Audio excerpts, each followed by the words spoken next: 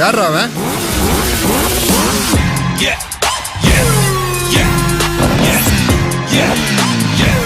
தெரிஞ்ச எதிரியை விட தெரியாத எதிரிக்கு தான் அல்லு அதிகமா இருக்கணும்.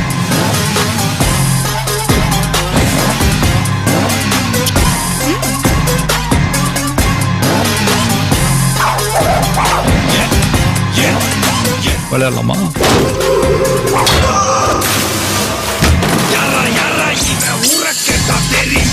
இன்னைக்கு நிறைய பேர்கிட்ட இல்லாத ஒரு கெட்ட பழக்கம் என்கிட்ட இருக்குது.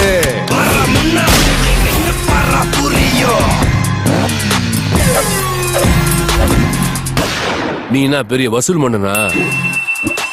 தெரியல, அப்படிதான் பேசிக்கிறாங்க.